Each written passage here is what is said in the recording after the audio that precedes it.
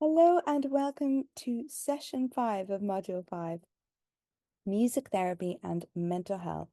And so this is part 1 of session 5. My wonderful colleague, also from the RIAM, Kim Fallon-Bailey, is going to present the second part of session 5.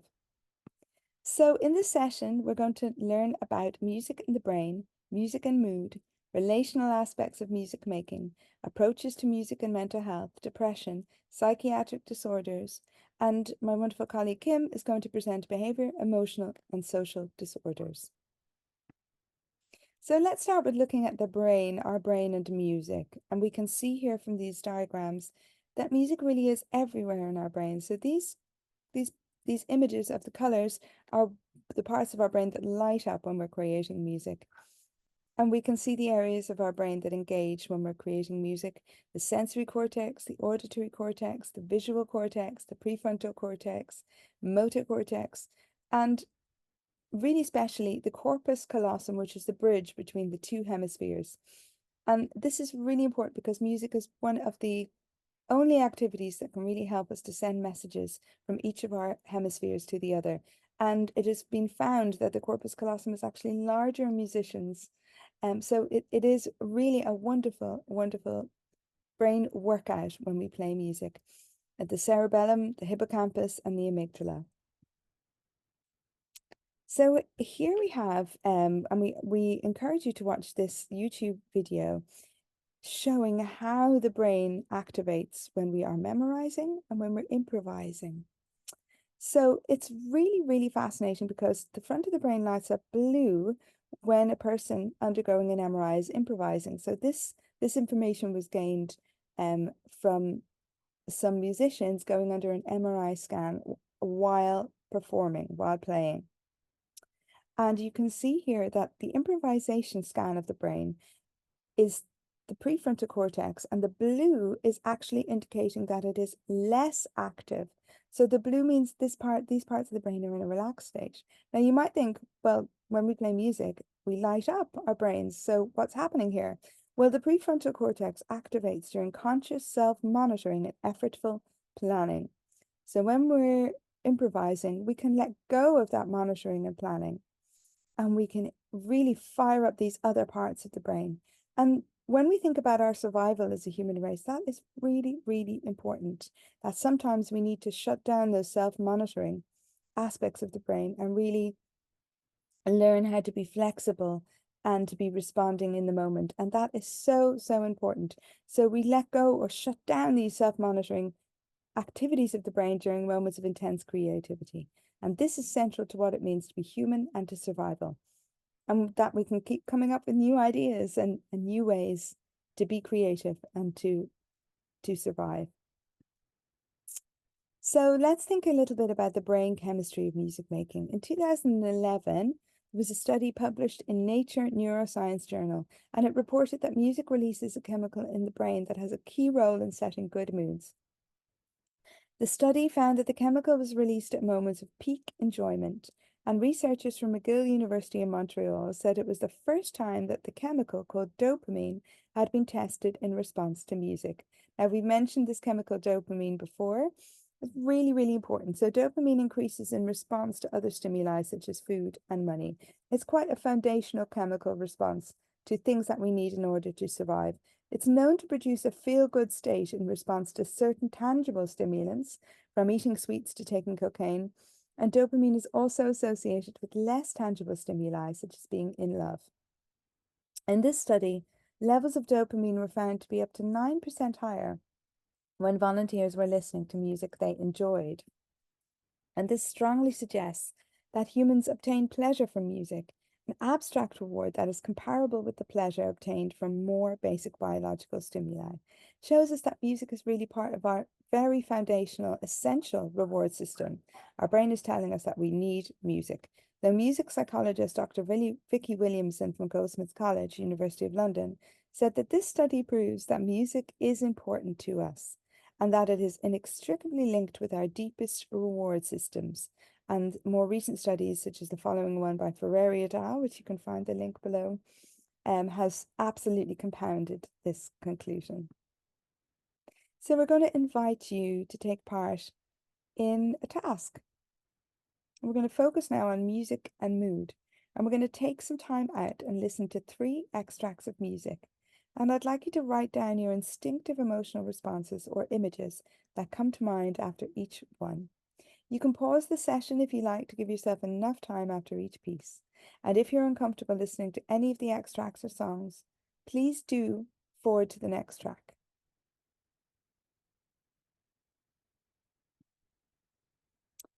So now I invite you to take a look at what you've written and imagine that everyone listening to those pieces is feeling or associating something different. So Tia Denora explains, a sociology of musical affect cannot presume to know what music causes or what semiotic force it will convey at the level of reception, action, experience. Music's semiotic force, its affect upon hearing, cannot be fully specified in advance of actual reception. It is the product of human music interaction, by which I mean that musical affect is constituted reflexively in and through the practice of articulating or connecting music with other things. What Tia Denora is saying essentially there is that we can't predict the response that someone might feel upon hearing music, because our response is just a beautiful blend of all our preferences, our tastes, our environment, our histories, our backgrounds, our memories. And so music creates a beautiful, unique, and individual response in all of us. So in the video below that we're going to encourage you to watch, Dr. Robert Satori explains how the fundamental reward system of our brains, or the striatum, which releases the dopamine chemical, engages simultaneously with the perceptual prediction systems, the most advanced systems of our brain found in the frontal lobe. These are the parts that can anticipate the joy and the pleasure that music will bring us. And crucially, the reward system increases the more value or pleasure we feel from the music. So the reward system increases its communication with the auditory system as musical value increases. And we can see here in this diagram, we have the blood flow to the brain, we have the release of dopamine, and we can see through the functional MRI what's happening in our brains. We do know that music does have an impact on mood. So these studies and research writings show that people use music to improve their mood. And we have a list of articles which you can link to there. And Tia Denora states that music is commonly appropriated to alter mood and arousal, so we feel able to meet the needs of a given context, situation, or activity. McFerrin discusses that we use music to improve, maintain, or intensify our mood. Therefore, we sometimes can use music consciously or otherwise to intensify a negative emotion. And that's really important. So just as I offered that you could move to the next extract when we were listening to our extracts earlier, we can consciously or otherwise intensify a negative emotion. And I certainly didn't want to induce anyone intensifying a negative emotion. So it's important to recognize that sometimes we do need a little bit of management in our listening of music, and perhaps even some therapeutic input. So this is Katrina McFerrin's article, which is available here, entitled Music Use for Mood Regulation, Self-Awareness and Conscious Listening Choices in Young People with Tendencies to Depression. And we can watch her TED Talk here. Now we're going to link to relational aspects of music. And this is the wonderful Colin Trevarthen, an absolute seminal researcher around our early musical interactions and what they mean for our development and our communication and relational interpersonal development. So this is a wonderful video in which Trevarthen describes a very young baby listening to music, and this baby was conducting the music, and even in their conducting was able to anticipate the music, its speed, its moments, and made even more powerful because this little baby was visually impaired. So it's fascinating to watch and to listen to. So please do give this YouTube video a watch. I love this, and I believe it's very true. To be human is to be a musician. We all are musical beings. From our very first interactions, we are reciprocating, communicating musically. Think of our first sounds and how we first interact with our mothers and caregivers. Think of how they vocalize to us and how we learn the structures of socializing and communicating from our earliest musical interactions. And our first experiences of relating are fundamentally musical. Developmental psychologists use musical vocabulary to describe the finely attuned interplay of gesture and sound between parent and newborn baby. And it is in this preverbal interaction that we first learn who we are, how to think, and to take pleasure in the possibilities that the world around us has to offer. From this perspective, the role of the therapist can be seen as neoparental, musically nurturing the patient in order to facilitate a similar process of discovery of self and self in relation to others, including the capacity for experiencing meaning and pleasure. So really, this just explores how we are absolutely fundamentally musical and how important those initial musical interactions are in mirroring all our interactions that we're going to grow up and develop into. And we have lots of wonderful structures in music that support and instill boundaries of reciprocal communication that show us how to communicate reciprocally. It is music itself that facilitates such relational interplay. A melodic riff, a harmonic progression, a rhythmic catch.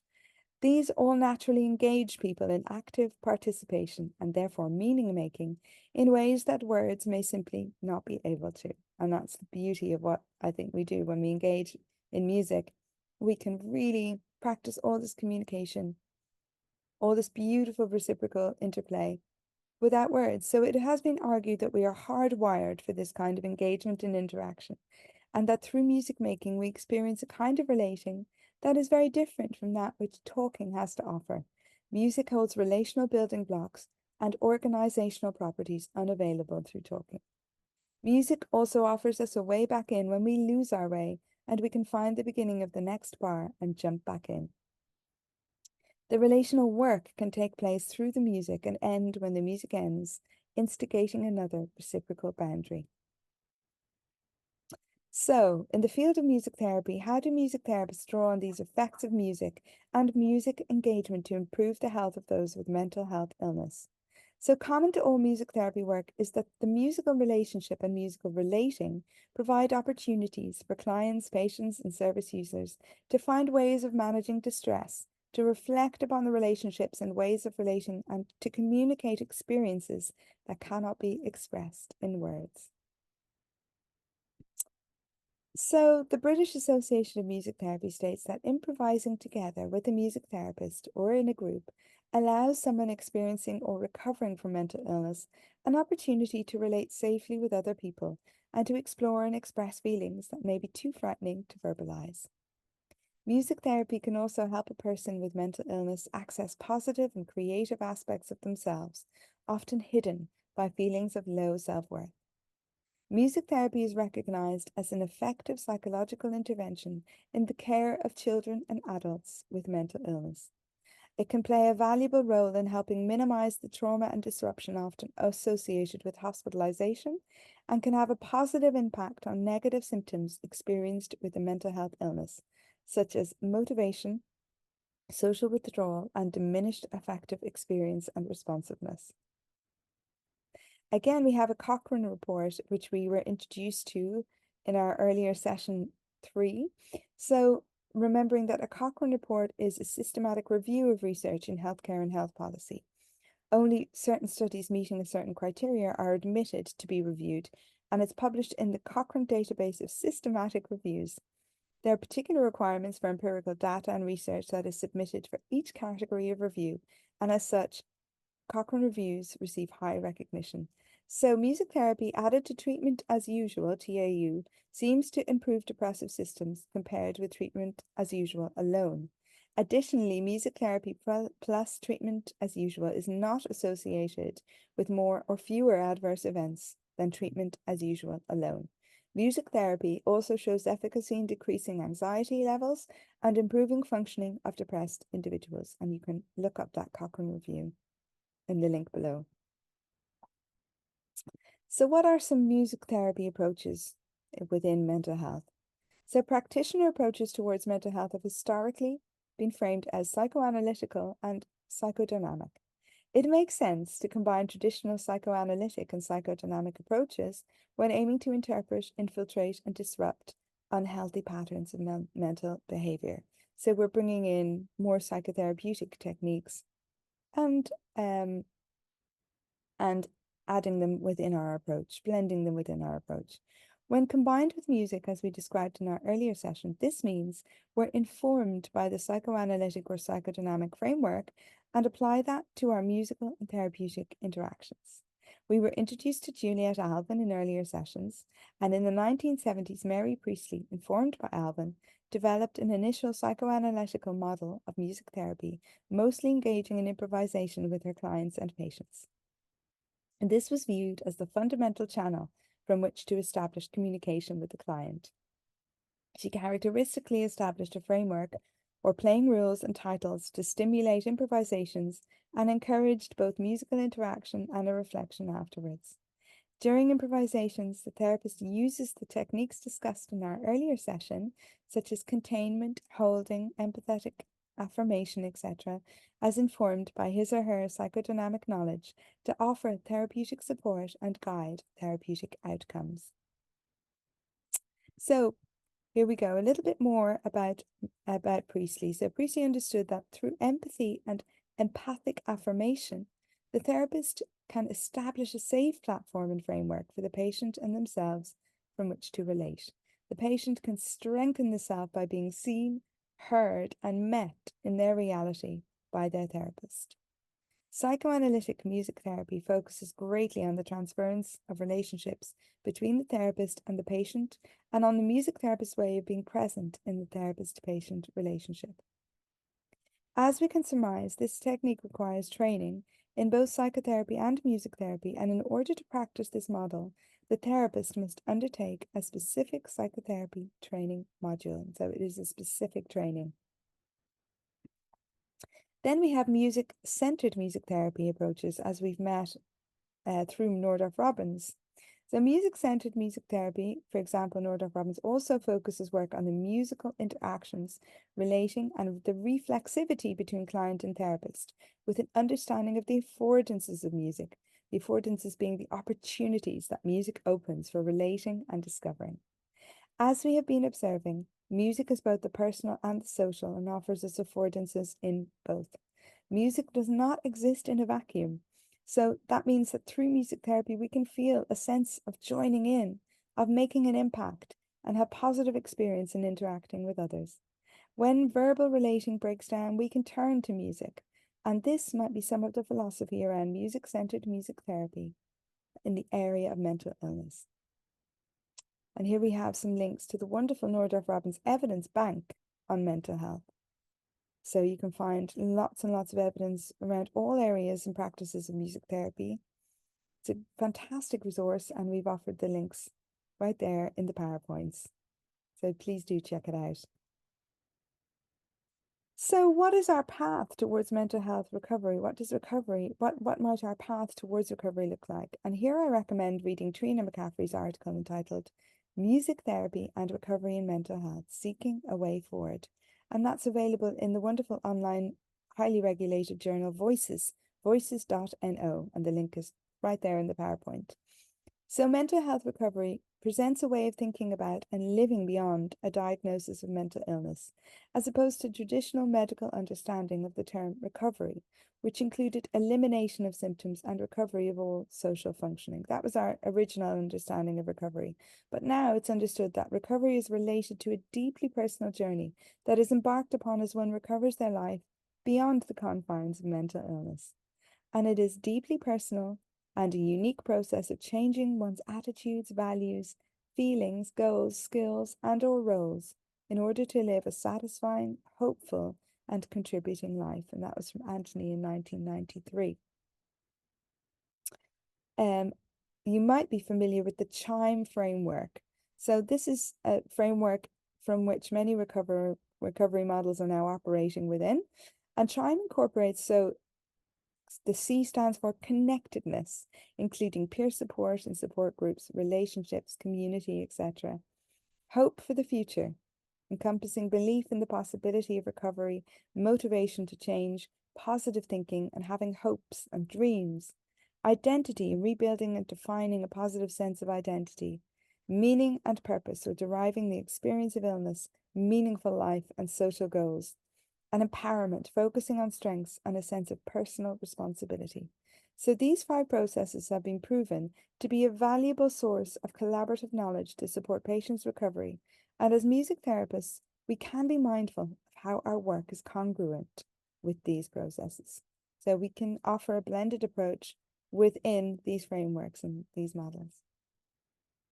So what is resource-orientated music therapy? Well, when we were considering in session 3, we mentioned a strengths-based focus when we were considering our dyslexic learners and colleagues and loved ones. So resource-oriented music therapy describes an awareness of highlighting a client's strengths and working in collaboration with their own resources. And that's from Rochford, Gold and Stiggan, 2005, describing 6 principles of resource-orientated music therapy. So to focus on the client's strengths and potential, to recognize the client's competence related to their own therapeutic process, to collaborate with the client concerning the goals of therapy and the methods of working, to acknowledge the client's musical identity, to be emotionally involved in the music, to foster positive emotions. And this establishes a balance between resources and problems and adds new possibilities for relating. So if you want more reading on resource-orientated music therapy, absolutely, Rochford and Stigger are fantastically prolific in this area. So definitely seek out their work, and it's a wonderful, wonderful area of music therapy research and practice. So finally, I'm going to introduce you to a project which I loved called the Icarus Project. I loved learning about this project. It's an example outside of the music therapy field of creative recovery in practice within a culture of health and wellness. And I might leave you to investigate through the YouTube video below, but it's called Navigating Brilliance and Madness. And it's a wonderful example of collaborative creative arts work, cultivating meaning and well-being together and shared experience. So thank you so much. I'm now going to hand over to my wonderful colleague, Kim Fallon-Bailey, and I will see you in session 6. Hi, my name is Kim Fallon-Bailey, and I'm a specialist music educator and assistant lecturer in the Royal Irish Academy of Music in Dublin in Ireland, and I am working on the IncluMusic project along with Jessica Harris.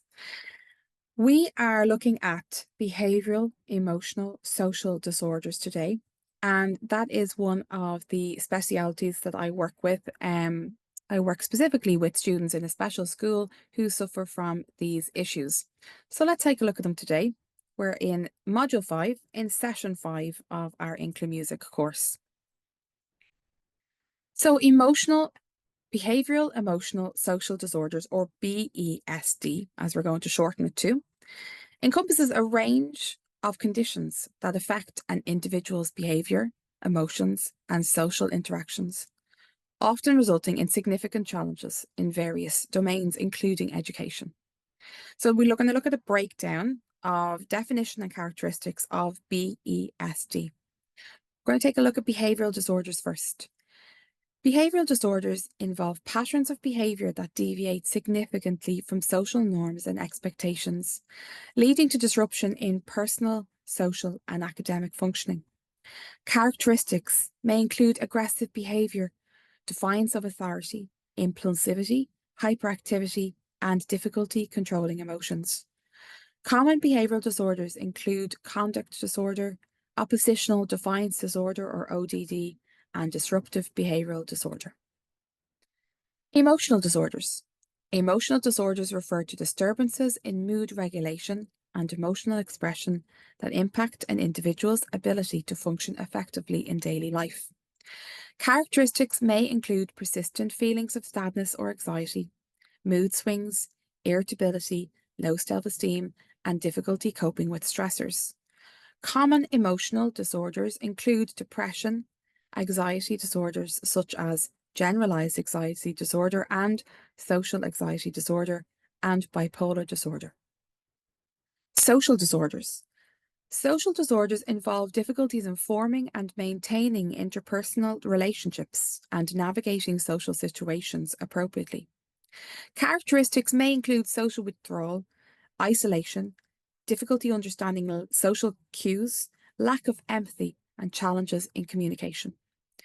Common social disorders include autism spectrum disorders, or ASD, social communication disorder, and reactive attachment disorder. Overlap and concurrence. It's important to note that individuals may experience a combination of behavioural, emotional, and social difficulties, and there's often an overlap between these characteristics and categories.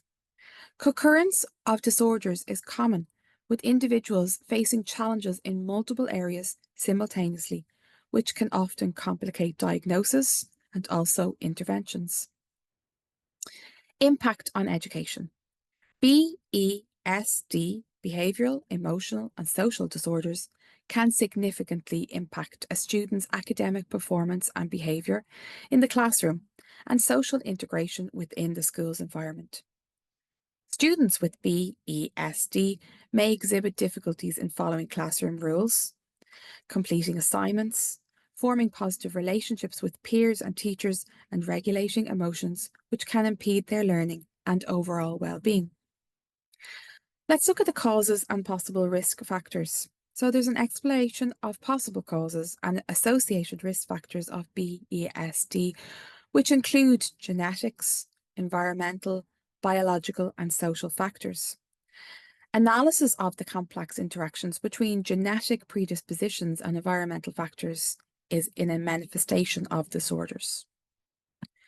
The impact on learning processes and social relationships. The assessment of the impact of BESD on learning abilities, school adaptation, and interpersonal relationships of students, but also the examination of the challenges of students with BESD may encounter in an educational context and strategies to address them. First, we'll look at intervention and support strategies.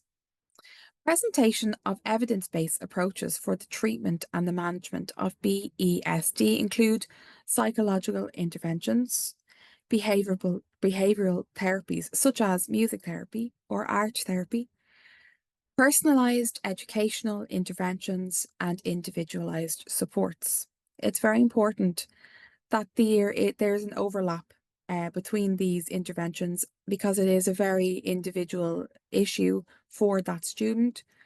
They may have an overlap between behavioural, social, and emotional issues, which needs an individual strategy. Discussion of behavioural management strategies and positive modelling techniques to promote the well-being of students with BDSD is very important. The role of educators in schools. Exploration of the role of educators in early recognition, assistance, and support of students with BESD is hugely important. The reflection on the importance of interprofessional collaboration among teachers, school counsellors, parents, mental health professionals in planning and implementing effective interventions are hugely important. It is very much a team effort because of the individualised supports and the needs of that student.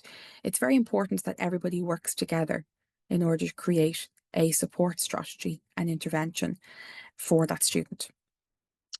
Understanding the definition and characteristics of BESD is essential for educators to effectively support students with these disorders in the educational setting. By recognising the signs and symptoms of BESD and implementing appropriate interventions, educators can create inclusive learning environments that meet the diverse needs of all students. So let's take a look at music therapy. Music therapy can be a valuable intervention for individuals with behavioural, emotional, and social disorders. And we'll take a look at some of the benefits. Emotional regulation. Music has a profound impact on emotions, and music therapy can help individuals with BESD learn to regulate their emotions more effectively.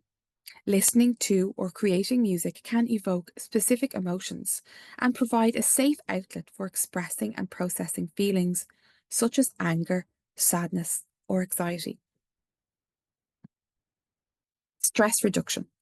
Music therapy techniques, such as relaxation exercises with soothing music, can help reduce stress and promote a sense of calmness and relaxation.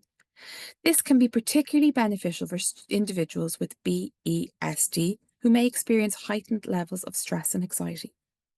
Improving social skills. Music therapy often involves group activities such as playing instruments together, singing in a choir, or engaging in musical games and improvisation. These activities encourage social interaction, cooperation, and communication skills, fostering connections with peers and promoting a sense of belonging. Enhancing self-expression. For individuals with BESD who may struggle to express themselves verbally, music can serve as a powerful means for communication. Playing instruments, improvising melodies, or writing songs can provide avenues for self-expression and creative exploration. Building confidence and self-esteem. Success in music-making activities, whether it's mastering a new skill or receiving positive feedback from peers and therapists, can boost self-confidence and self-esteem. This sense of accomplishment can translate to other areas of life and empower the individuals with BESD to overcome challenges. Improving attention and focus. Engaging in structured musical activities requires attention, concentration, and focus. Music therapy sessions can help individuals with BESD develop these skills in a supportive and engaging environment, which may transfer to improved academic performances and behaviour in the classroom. Coping with trauma. Music therapy can be particularly effective in helping individuals with BESD cope with past trauma or adverse experiences. Through music, individuals can process difficult emotions, gain insight into their experiences, and work towards healing and resilience. It's important to note that music therapy should be tailored to the unique needs and preferences of each individual with BESD and conducted by a qualified music therapist who is trained to address specific therapeutic goals. By harnessing the power of music, music therapy can play a valuable role in supporting the well-being and development of individuals with BESD. Thank you very much.